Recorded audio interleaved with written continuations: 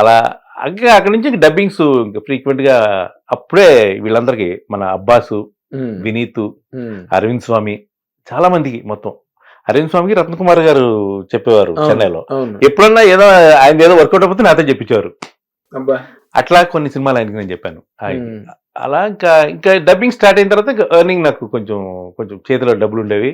అంటే ఎవరి మీద డిపెండ్ అవ్వకుండా, ఇంటి దగ్గర తెప్పించుకోకుండా కొంచెం రాయల్ లైఫ్ ఉండేది అనమాట. అదే టైంలో జెమినీ టీవీ రావడం, యాంకర్ కావడం, కొంచెం సెటిల్ అయింది లైఫ్. అప్పుడు సెటిల్ అయింది. కొంచెం ఒక 3 years పట్టింది సార్. ఇది మొత్తం 3 years ప్రాసెస్ పట్టింది గట్టిగా. అయితే మీకు ఎక్కడ పెద్ద సినిమా కష్టాలు ఎక్కడ కనిపించలేదు నాకు. లక్కీగా అవే లేవు. రాధాకృష్ణ గారు చూసుకున్నారు, తర్వాత నరసింహారావు గారు, తర్వాత డబ్బింగ్స్ మొత్తం మొత్తం బానే. అసలు బిగినింగ్ బానే ఈజీగానే వెళ్ళిందండి.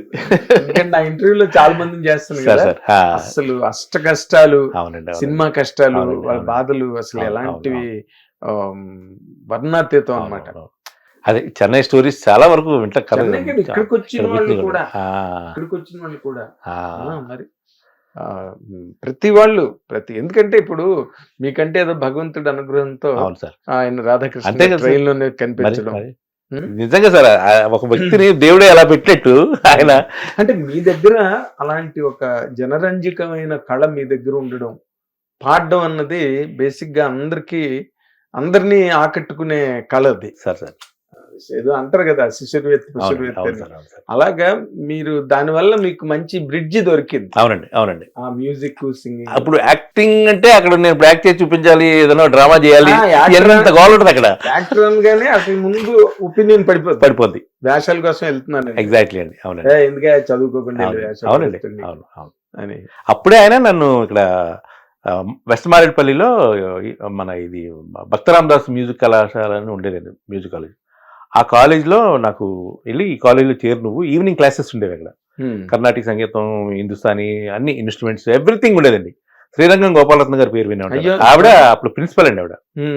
నేను అక్కడ వెళ్తే ఆ రోజు అక్కడ అయిపోయాయి అడ్మిషన్స్, అయిపోయిందండి, టైం అయిపోయింది. 1 week బిఫోర్ క్లోజ్ చేశారు అసలు.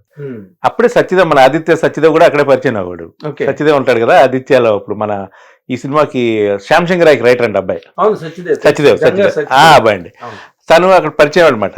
తర్వాత అప్పుడు బయట కూర్చొని అక్కడ అమ్మాయిలు వాళ్ళందరూ స్టూడెంట్స్ ఉంటే అక్కడ మావాడు కూడా వీడు బాగా పాడుతున్నాడు అంటే నేను ఒక పాట పాడుతుంటే ఆవిడ పాట విని లోపల పిలిచారు ఆవిడ, శ్రీరంగ గోపాలరత్న గారు.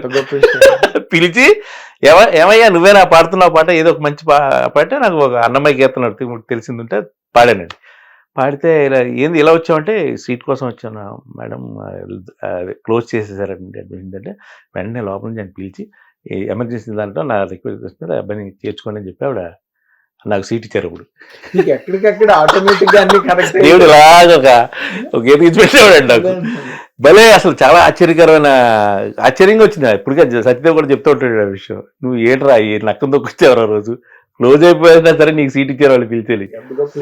సో గోపాలరత్న గారు అంటే అసలు మాటలే ఒక పిలుపులో పిలిచితే పలుకుతావట, ఆ పిలుపులో క్వీన్ ఆఫ్ మ్యూజిక్ సార్ ఆవిడ. అంటే ఒక బాలమురళీకృష్ణ గారు, ఒక శ్రీరంగ గోపాలరత్న గారు. అనుభూతున్నా మీరు కర్ణాటక సంగీతం. అవునండి. మేల్స్ లో బాలమురళి గారు, ఫీమేల్స్ ఆవిడండి. ఆవిడ నాటకాల రైడ్ లోనే తెలియనండి. నీ దూరమ్మా నీ దూరమ్మా అదలి వేగమేరావమ్మ. ఎంత బ్రహ్మాండమైన పాట అది.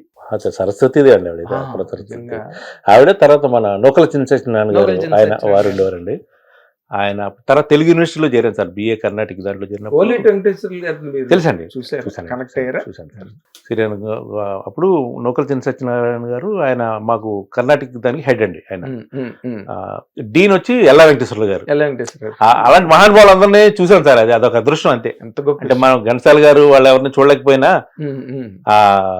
ఇక్కడ ఈ మహానుభావులందరినీ కలిసి అదృష్టం కలిగింది.